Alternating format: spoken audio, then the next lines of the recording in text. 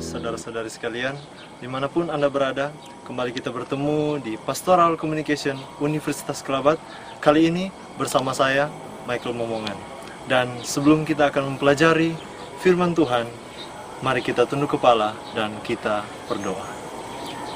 Bapa di surga, saat ini ya Tuhan, kami akan mempelajari sebagian dari sabda firman-Mu.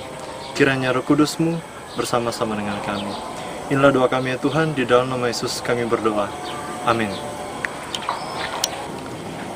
Saudara-saudara sekalian, mari kita buka di dalam 1 Yohanes pasalnya yang kedua, ayatnya yang ke-18 dan 19. 1 Yohanes 2 ayat 18 dan 19. Mari kita baca. Anak-anakku, waktu ini adalah waktu yang terakhir, dan seperti yang telah kamu dengar, seorang antikristus akan datang. Sekarang telah bangkit banyak antikristus. Itulah tandanya bahwa waktu ini benar-benar adalah waktu yang terakhir. Ayatnya yang ke-19 mengatakan, memang mereka berasal dari antara kita, tetapi mereka tidak sungguh-sungguh termasuk pada kita. Sebab jika mereka sungguh-sungguh termasuk pada kita, niscaya mereka tetap bersama-sama dengan kita. Tetapi hal itu terjadi supaya menjadi nyata bahwa tidak semua mereka sungguh-sungguh termasuk pada kita. Saudara-saudara sekalian, perikop ini berbicara mengenai antikristus.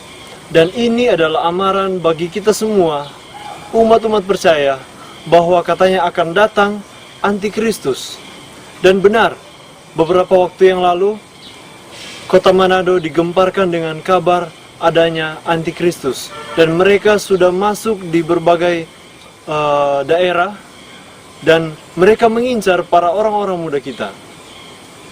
Teman saya, ketika saya sudah lama tidak bertemu dengannya, dia katakan kepada saya bahwa dia pernah tergabung dengan kelompok antikristus ini, dan dia menceritakan kepada saya bagaimana ritual-ritual yang mereka lakukan ya, sebagai peribadatan mereka, dan saya sangat terkejut.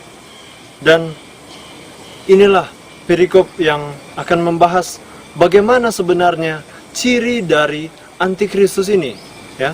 Saya tidak akan berbicara mengenai doktrin, tetapi kita akan berbicara mengenai aplikasinya saja. Mari kita lihat di dalam 1 Yohanes 2 ayat 18 dan 19 tadi, mengatakan bahwa mereka berasal dari antara kita. Jadi ternyata antikristus ini berasal dari kita. Sebagai umat-umat percaya, mungkin kita merasa bingung, karena ternyata antikristus ini berasal daripada kita.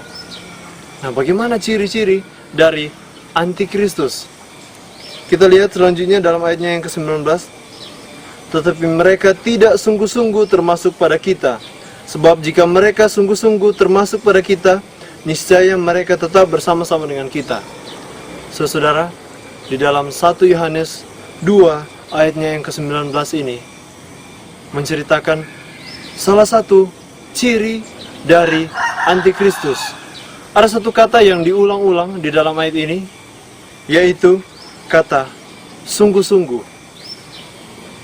Jadi antikristus ini sebenarnya mereka ada juga bersama-sama dengan kita, mereka juga mungkin sesama umat percaya, tetapi dikatakan karena mereka tidak sungguh-sungguh termasuk pada kita. Mungkin mereka pernah menjadi ketua di dalam jemaat, mungkin mereka pernah menjadi pemimpin jemaat, tetapi karena mereka tidak sungguh-sungguh di dalam menjalankan tugas mereka, ketika orang lain menggantikan posisi mereka, mereka akhirnya jatuh. Nah, ini adalah ciri-ciri dari antikristus. Saudara, antikristus mungkin terlalu umum kalau kita melihat bagaimana pergerakan mereka, tetapi ciri mereka yaitu tidak bersungguh-sungguh di dalam kebenaran. Saudara, marilah kita sebagai umat percaya, ya, marilah kita sebagai umat-umat Tuhan, kita sungguh-sungguh di dalam melakukan segala tugas tanggung jawab kita. Sebagai mahasiswa, mari kita sungguh-sungguh untuk mempelajari, untuk menimba ilmu, agar supaya kita boleh mendapatkan kesuksesan, ya. Sebagai umat Tuhan, kita sungguh-sungguh dalam menjalankan ibadah, kita sungguh-sungguh di dalam melayani Tuhan, maka kita sudah tidak lagi mengikuti jejak dari antikristus ini. Karena ciri yang kecil ini saja, ya, tidak bersungguh-sungguh, itu sudah akan menjerumuskan kita ke dalam antikristus. Saudara-saudara sekalian, pada sore hari ini kembali saya mengajak kita semua, mari kita bersungguh-sungguh di dalam melakukan tugas tanggung jawab kita.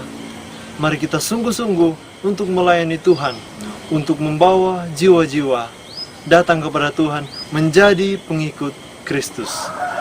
Saya bawa dalam nama Yesus. Amin.